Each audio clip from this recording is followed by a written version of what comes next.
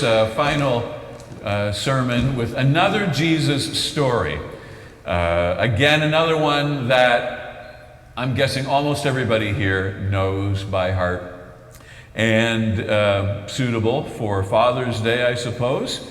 The story, the parable that Jesus tells of the prodigal son. The story where the son leaves home, goes and lives a life that squanders his inheritance, and when he realizes that, you know what, I could go home and maybe at best work as a servant for my father. And as he's heading home and he's way down the lane, you know the story, the father sees that his son is returning home, and his father gathers up his gown and he runs down the lane, and he gets there to his son first.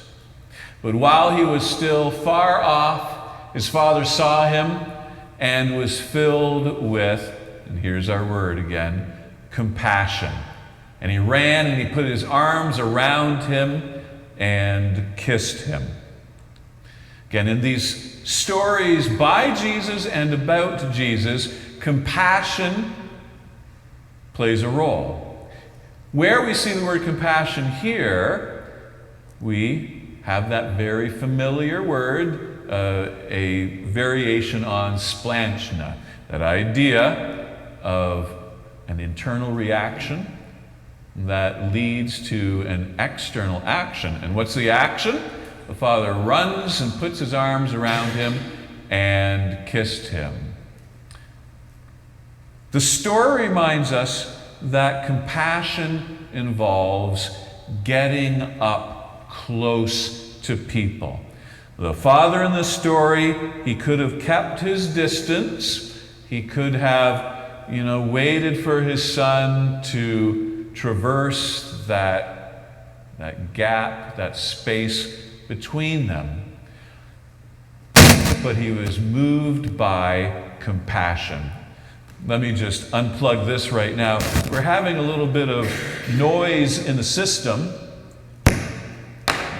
and that's going to stop it from happening. The father is moved to bridge the gap between himself and his child. And closeness is a main ingredient in compassion. When we think about following Jesus Christ and being compassionate, we have to think about, what does it mean for us to draw close to people? What if we're not comfortable with closeness? So that sets up the verse I just read from the second letter to the Corinthians. Blessed be the God and Father of our Lord Jesus Christ, the Father of mercies and the God of all consolation. Where the word mercies shows up, again we have the word we looked at last week, that is about our feeling and perhaps not being able to express in words what it is that we're feeling inside. That kind of compassion. Oiktos was the root word for it. And I want to connect this with, again, you've seen this week after week, but it's worth repeating. This Greek word that we're translating into English it has a history in the Hebrew language, and Paul was Hebrew, he was Jewish, and it's the idea of compassion being in the womb and being cared for. Bowels of mercy is the translation for splanchna, and it's not the same for this, but it's still that closeness. Oi. Whoa, I can't put into words what I'm feeling when I witness your suffering, and all I can do is just be beside you and say, that's what's happening with compassion in the Christian tradition. But the other word there for consolation is the new word I want to introduce today. And it's paraklesis, another fun Greek word to say. And Greek words, sometimes they have these prefixes that have meaning. And so the first part of paraklesis is para. And one of its meanings can be to be close up beside someone. So children's time, John's up here, I'm close up beside him. And then the klesis part is from to call, kallio. And it's not just calling someone, but it's to call them up close. So you got these two words packed together that are all about closeness. And so God is being described as the Father of Oi and the God of all closeness. That word closeness is an interesting one. Compassion is not only about comfort, that's one of the meanings of paraklesis. If you get up close to something or someone, you are like a comforter, and you take your quilt at night and you wrap yourself up in it, something that's up close and comforting. But the word also has a legal meaning. Paraklesis is the word for an advocate. If you go and hire a lawyer to be your advocate, you'd use this word also. But why? How do you get from something as soft and cuddly as comforter and something as, antagonistic perhaps as a lawyer? The idea of an advocate is someone who is so close to you that they actually know what's going on with you, so they can advocate for you. Someone who is far off at a distance, who doesn't know what's going on with you, they cannot make right decisions and advocate for you. And that's the idea behind paraklesis. Someone who's so close to the suffering that you have that they're able to make the right call when it comes to your well-being. So again, God, Jesus Christ, as the Father of all woe, and the God of all, I can make the right call when it comes to you and bring comfort. You've seen this again, but I want to now stack this idea of paraklesis on the comparisons we made between sympathy, which is where you're just up at the top of the deep dark hole that someone else is in, and you go like, oh, I'm sorry that you're down there. And empathy, where you climb down into the hole and you walk around in their suffering, but the problem is, how are you going to get out of your suffering now? We've talked about compassion, where you're so moved by that empathy that you figure out how you might help. And so in this picture here, lowering a ladder. We talked last week about you can lower the ladder, but the person in the bottom of the hole may not necessarily be ready to climb up the ladder. And so this idea of paraklesis is you got to climb down the ladder and not drag the person up kicking and screaming. You got to climb down the ladder and sit with them. And then, by feeling what's going on, wait for that right moment so that you can accompany them, you can advocate for them. The idea that I want to stack on here is that the help that we give others, the ladder that we give to those who need to crawl out of the hole, can simply be comfort. Comforting someone in their pain is the most powerful way of helping. That the ladder that we lower for people can be advocacy. Sometimes stuff can't be fixed. The system's broken. And advocating, getting so close to what's going on in the life of others that you know almost what it's like to be in their shoes, and you can make the right call about how you're going to advocate into the system.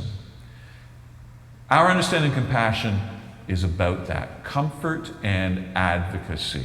Helping others most often just involves comforting them or advocating for where in the world something needs to change for them. Who dug that hole they fell in anyway? Is one of the ways of looking at advocacy.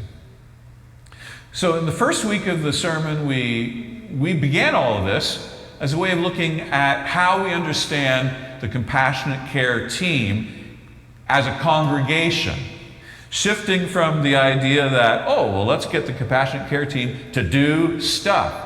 But to put in front of us the challenge of, if I feel that movement inside of me as I witness someone suffering, can I sit with it for a bit? Rather than maybe farming it out for someone else to do, what's it mean for me to sit with it and to be the one who takes action, to enable care?